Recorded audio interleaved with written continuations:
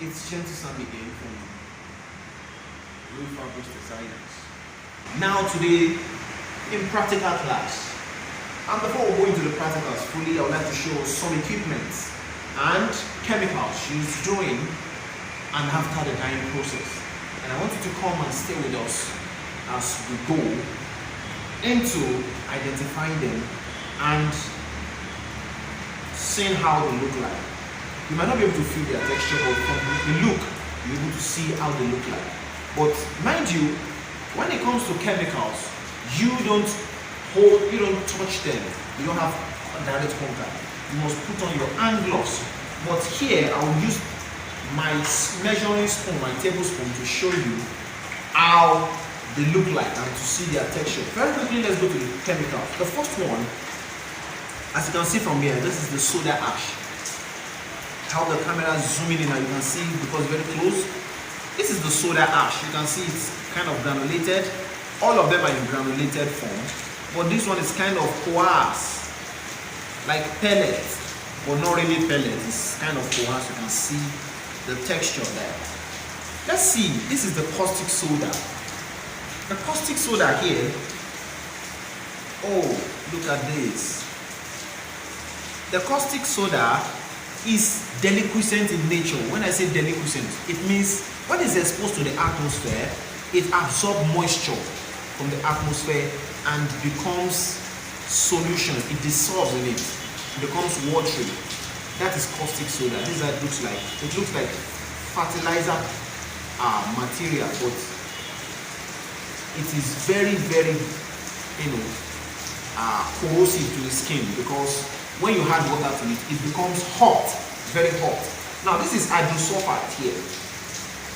It is the most granulated. It looks like powder, like that one you rub on your face, but not really, as you can see.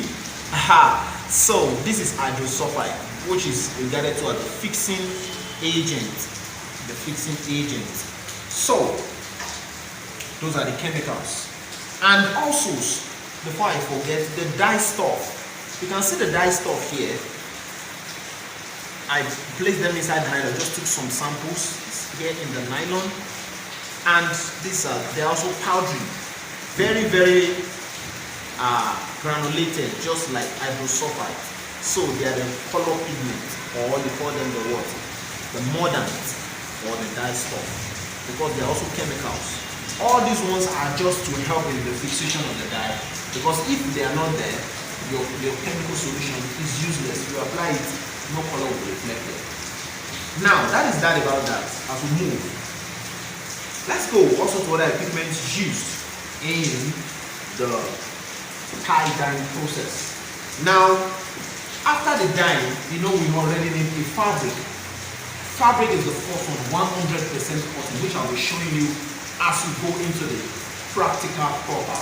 We have also been showing you the 3 types of technique folding that I showed you earlier that I mentioned earlier in the classes we have before now.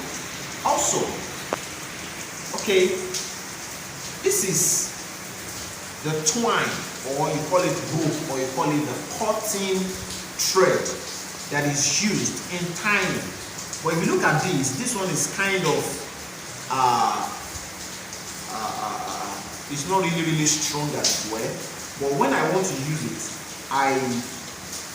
you can see the thread. It's not really strong, but I double it or triple it into 3, for enhancing the thickness. So it's going to be like, take for instance like this, so it becomes more stronger. Can you see that now? It becomes stronger. But when it's just one, it can just break. You see that? But there are some threads that are even more stronger than this. And just make sure you tie. That's just what it's meant for tying. That's why we say tie dye. Also, you can use rubber bands. You can see. Is it that you fold again, fold, double up, until it becomes, very strong on that area that you are using to tie.